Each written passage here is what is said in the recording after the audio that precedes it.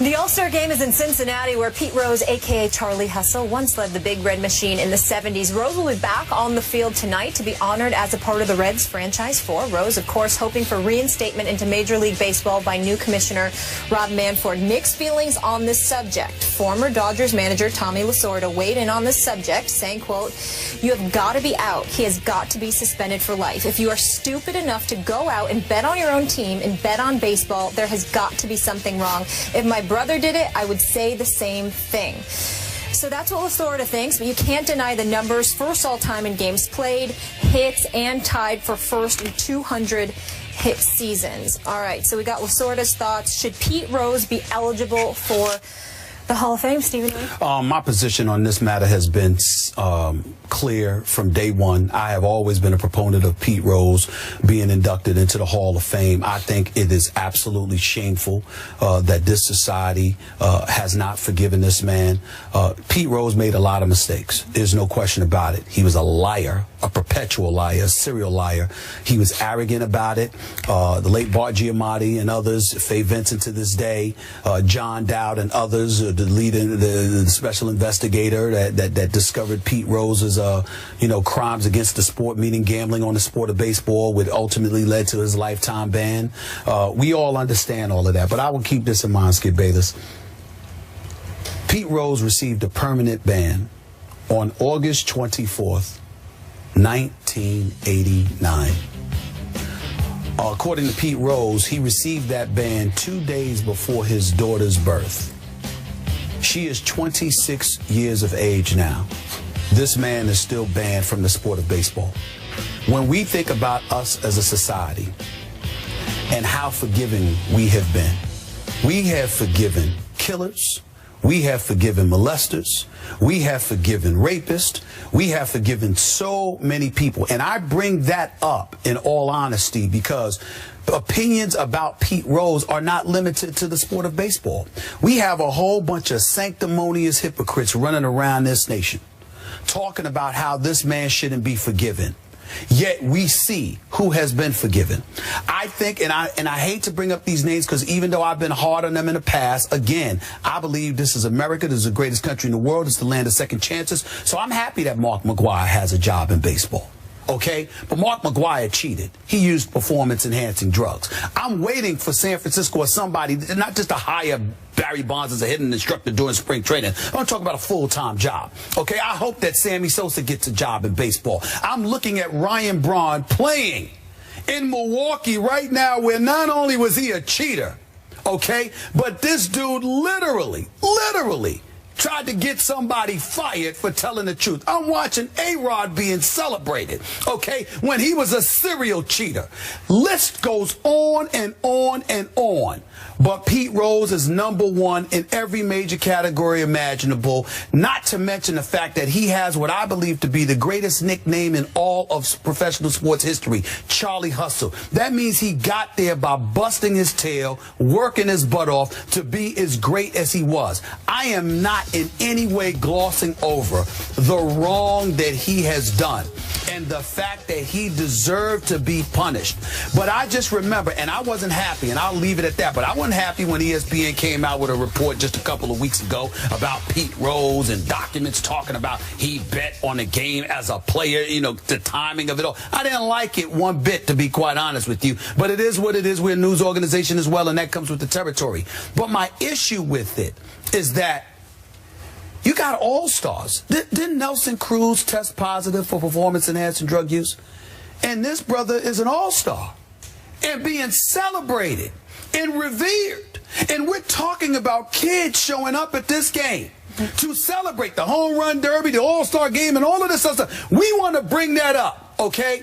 But not only will we not forgive Pete Rose, but we keep reminding the world as to why we won't forgive him. So we don't want to let kids forget him and the wrong that he did. But we want to gloss over performance-enhancing drug use going on today.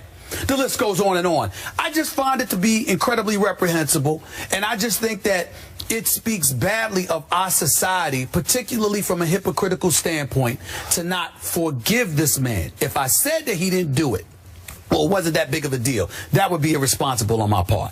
And I know the rules were there in the clubhouse, as they say. The sign, you see it plastered all over the wall. No gambling on baseball lights. I get all of that.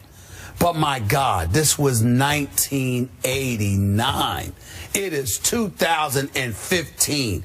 The brother is serving 26 years and counting.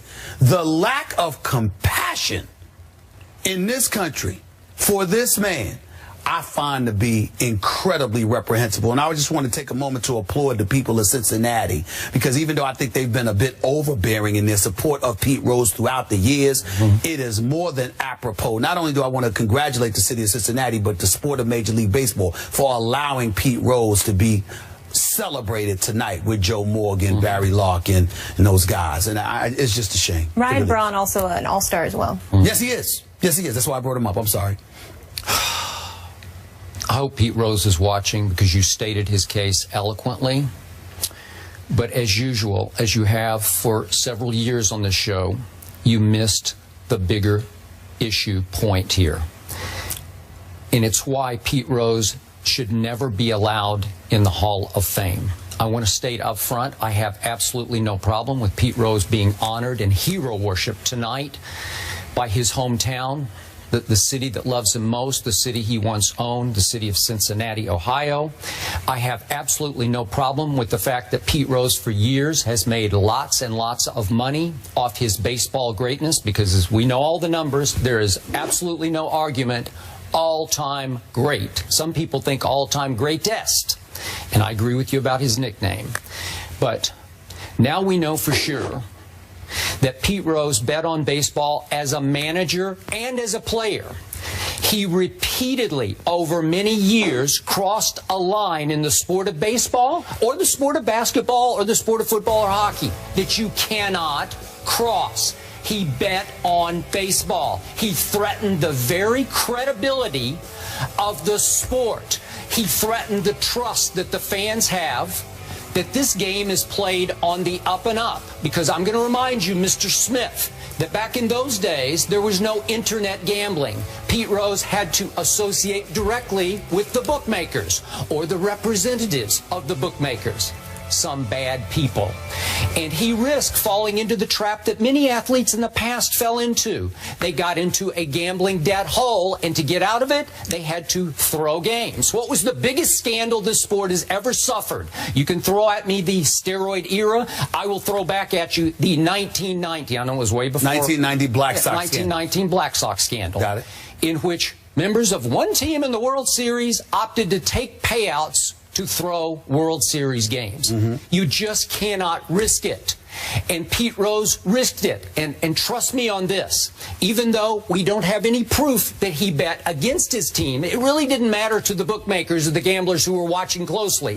Because on the days that Pete Rose opted not to bet on his team as a player, they're thinking, aha, he's not betting on today's starting pitcher because he doesn't trust today's starting pitcher against that team. So you're sending messages behind closed doors that way to the gamblers. You're associating with all the wrong people. And what happened was Pete Rose became the poster boy for just how seriously baseball is going to take betting on baseball if you're involved in the baseball game.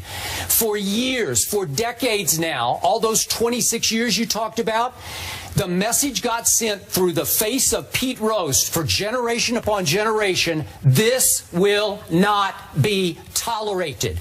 Actually, Pete Rose has served a great purpose for the game that he loves. He became the essence of what not to do, how not to threaten the credibility of this game. So keeping him out continues to send a message to today's players. You can cross lots of lines here. We'll let you pay your price for performance-enhancing drugs and come back and perform. But you can't cross that line. 2 points I want to make. Number one, you brought up the 1990 White Sox, 1919 Black Sox scandal, okay? Now, obviously, they were fixing games. Are you aware of the fact that, at least according to a few articles that I've read, a couple of them are Hall of Famers?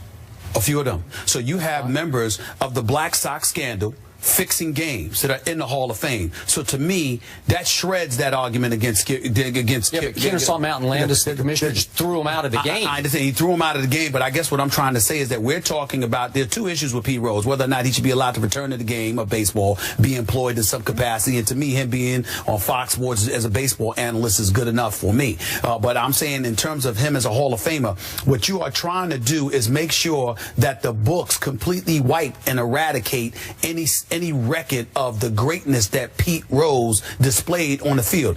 By the way, are the networks willing to give that money back? Is the sport of baseball willing to give the money back that they generated from his exploits on the field when he was doing what he was doing? Whether it's eclipsing Ty Cobb's all-time hits record or doing the things that he's done. No, I'm saying he got paid. I'm talking about the sport and how they benefited from the exploits of Pete Rose. I don't think that they're doing so. And we have to keep that in mind. You've got folks from the Black Sox scandals who are in the Hall of Fame, but we also have to keep in mind this, Skip Bayless. When you talk about Pete Rose and the sport that he helped uplift and what have you, think about this reality.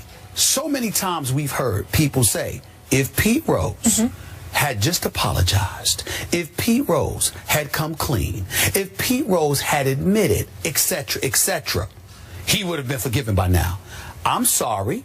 Then that means that there's wiggle room to whatever policy you want to implement. I'm just telling you what they say. We see it all the time. We see it all the time that he is denigrated and excoriated because of how he conducted himself during the investigation and thereafter. Well, I'm just saying, these are from the people that are directly involved. Whether it's a Faye Vincent, whether it's a John Dow, well, not Giamatti, but whether it's a Faye Vincent, the John Dows of the world, and others, they have said the manner in which he conducted. We've got great reporters like Jason Stark, like Buster Olney, like Tim Kirkchin and others who have religiously talked about how part of the problem is how he conducted himself. I am simply saying that gives at least the impression that there's some wiggle room. And the fact that there seems to be no wiggle room when it comes to Pete Rose is because of the vitriol he's generated because of his behavior, not just the gambling. And that's where my point about forgiveness comes in. Let it go.